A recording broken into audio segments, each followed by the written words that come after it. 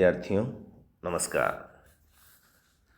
सीता और भरत का संवाद होता है और उसमें भरत ये विनती करते हैं यदि प्रभु श्री राम अयोध्या का राजकाज नहीं संभाल सकते तो माता सीता को ही वहाँ भेज दें ताकि मैं उनके निर्देशन में काम कर सकूं और जो हमारी समस्या उत्पन्न हो रही है उससे भी उसका निराकरण हो सके।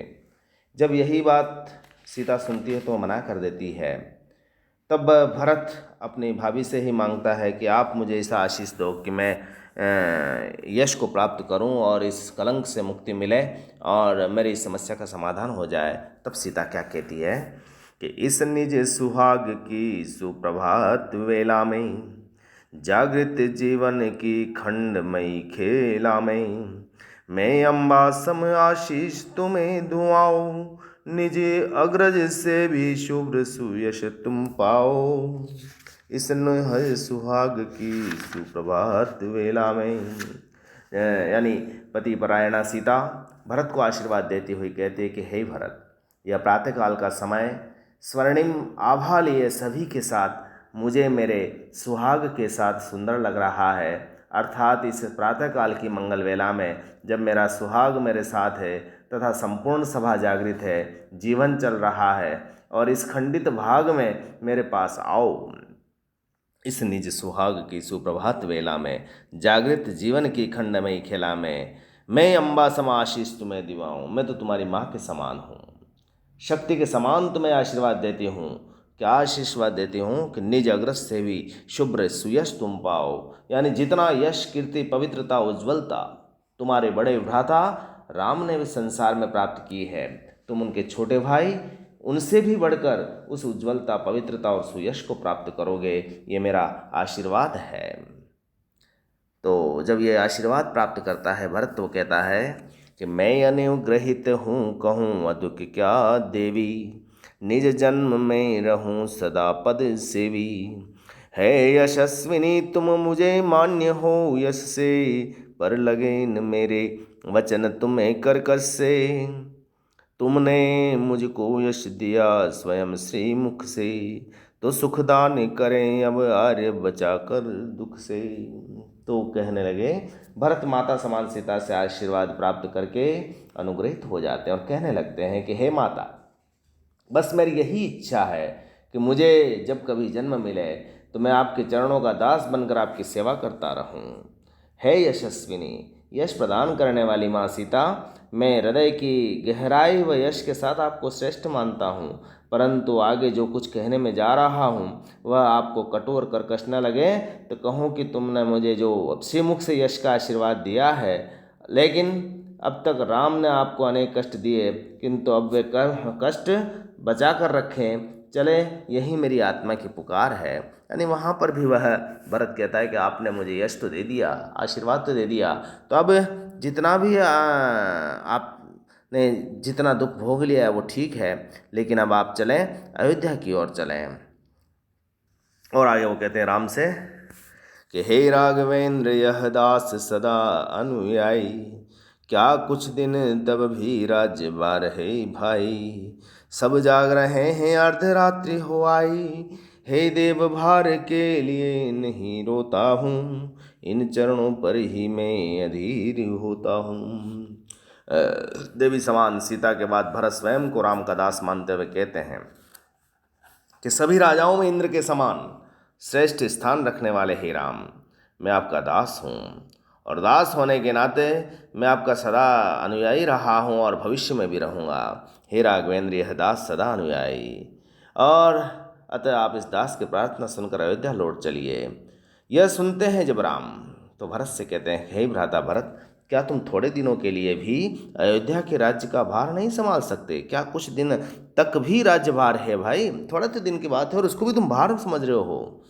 और जब ये बात वो कहते हैं तो उस समय का समय हो जाता है, आधी रात हो चुकी होती है और सभी उस समय जाग रहे होते हैं। तो तुम्हें क्या भार लग रहा है? और जब तक मैं अपना वनवास पूरा नहीं करके लौटता हूँ तब तक तुम वहाँ उसे संभाल सकते हो। तो जब मैथिली शरण गुप्त यहाँ पर उस समय के वातावरण का चित्रण कर रहे हैं कि इतना लंबा वार्तालाप होने के बावजूद सभा में उपस्थित सभी लोग जाग रहे हैं जबकि आधी रात हो गई है, और आधी रात के बाद भी कोई परिणाम नहीं निकलने के कारण सभी सभासद जाग रहे हैं कि शायद कुछ परिणाम निकले। तो हे देव, भार के लिए नहीं रोता हूँ और इन चरणों पर मैं है अधीर होता हूँ। तो जब राम ने ऐसा कहा तो भरत बोल उठे कि हे देवता, मैं राज्यभार से घबरा कर नहीं रो रहा हूँ, बल्कि मेरे दुख का कारण यह है कि आपके इन पवित्र चरणों की सेवा करने का मुझे अवसर नहीं मिलेगा। और यह दया योग्य भरत हमेशा आपको प्रिय रहा है, इसलिए अगर यह दया आगे भी बनी रहे तो आपकी ये चरण पादुकाएं अयोध्या की राज्य रक्षा के लिए पर्याप्त होगी। और वो इस तरह से उनके चरणों को मांगता है क्या कि हे देव, भार के लिए नहीं रोता हूँ, इन चरणों पर ही मैं अधीर होता हूँ। प्रिय कर लेगी प्रभु पादुका राज्य रक्षण तो, प्रिय रहा तुम्हें यह दया दृष्टि लक्षण तो, कर लेंगी प्रभु पादुका राज्य रक्षण। तो इस तरह से भरत उनके चरणों की पादुकाएं मांग लेता है।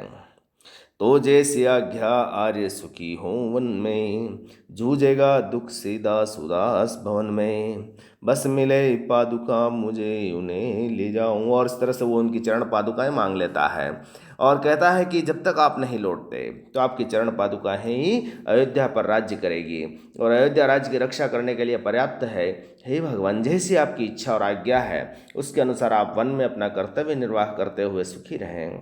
यह आपका दास अयोध्या जाकर अकेला भवन में उदास होकर जीवन से संघर्ष करेगा। बस मेरी आखिरी इच्छा यही है कि आपकी मुझे चरण पादुकाएं मिल जाए और उन्हें मैं अयोध्या ले जाऊं और राज सिंहासन पर इन्हें रख करके राज्य को संभाल लूं। तो यहाँ देखें आप, भरत स्वयं को राज्य का, राम का दास मानने के कारण उनके चरणों की सेवा करना अपना कर्तव्य समझता है, उनकी चरण पादुकाएं मांगता है। कितनी आदर्श भक्ति भावना यहाँ प्रकट हो रही है। मैथिली शरणगुप्त ने बड़े अनायास और इतने सायास कह सकते हैं इसको, इतना सुंदर ढंग से व्यक्त किया है कि मार्मिकता सामने स्पष्ट झलक रही है। भरत का हर कथन, हर वाक्य अपने मर्म को स्पष्ट कर जाता है। भाषा शैली बड़ी सरल, स्पष्ट और प्रभावी है। तो क्या आगे पंक्तियाँ हैं उनको भी देखें कि बस उनके बल पर अवधि पार में पाऊं, रे भाई तूने रुला दिया मुझको भी, शंका थी तुझसे यही अपूर्व अलोभी, था यही अभीप्सित तुझे अरे अनुयायी, तेरी आज्ञा के वचन सिद्ध हैं त्यागी। बड़ी आश्चर्यजनक लगता है कि भरत को देखते हैं कि जब इसने कितनी बड़ी आसानी से उसने भक्ति को प्राप्त कर लिया। तो भगवान राम की चरण पादुकाएं जैसे ही भरत प्राप्त करना चाहते हैं तो वो जानते हैं कि उनके बल पर वह शासन कर लेंगे और ऐसे ही विचार प्रकट कर रहे हैं। तो राम, आपके चरण पादुकाओं के बल कर मैं शासन चला लूँगा और जब तक आप अयोध्या नहीं लौटेंगे तब तक इस लंबी अवधि को भी मैं बिना किसी कष्ट के पार पा लूँगा। अतः मुझे आप चरण पादुकाएं देकर धन्य करें, आशीर्वाद देवें। यह सुनकर राम रोते हुए कहने लगे कि हे भरत, रे भाई तूने रुला दिया मुझको भी, यानी अब मुझे रुला दिया है। तुमने ऐसी बात मुझसे मांगी कि मैं बाध्य हो गया हूँ और यह बात मुझे पहले से ही पता था। शंका थी तुझसे यही अपूर्वा लोभी, मैं जानता था कि तुम ऐसी चीज़ कुछ न कुछ ऐसा कर लोगे तुम जिससे तुम्हें पूरा का पूरा यश मिलेगा और जो माता सीता ने तुम्हें भी आशीर्वाद दिया है तुम्हारी भाभी ने, वह तुम्हें प्राप्त हो रहा है। था यही अभीप्सित तुझे अनुरागी, और ये तेरे ही योग्य है क्योंकि अन्य भाइयों से तुम श्रेष्ठ हो, अनुपम हो, अलग हो, अलोभी हो, लोभ रहित हो और यह राज्यासन के बजाय में हमारा आशीर्वाद और चरण पादुकाएं ही मांग रहा है। यही तेरा अभिप्सित है। हे प्यारे प्रेमी भाई, यही था जिसे तू पाने में सफल रहा। इस प्रकार तूने सिद्ध कर दिया कि तू माता कैकेयी का ही पुत्र है और तेरे संबंध में तेरी आर्या यहाँ भरत को निर्लोभी है। कहने का मतलब यह है कि तेरी आर्या का यहाँ पर सीता के लिए आया है कि तुम्हारी जो माँ समान भावी है, तुमने जो वचन दिया है वह तुम्हें यश को प्राप्त करने में मदद कर रहा है। तो गुप्त जी ने भरत से राम की चरण पादुकाएं मंगवाकर और राम के मुख से अपूर्व अलोभी त्यागी कहकर भरत की श्रेष्ठता सिद्ध कर दी है। तो इस तरह से ये संपूर्ण पद जो अंश आपके पाठ्यक्रम में है आज पूर्ण हुआ। मैं ये पूरे ही 25 पद की PDF आपको भेज रहा हूँ। एक बार आप इन सारे पदों को देखें और उसके बाद मैं जो प्रश्नोत्तर भेज रहा हूँ उनको आप सोल्व करने की कोशिश करें और महत्वपूर्ण व्याख्याएं, महत्वपूर्ण प्रश्न आप देखें और इस पाठ को ढंग से समझने की कोशिश करें। बहुत बहुत धन्यवाद।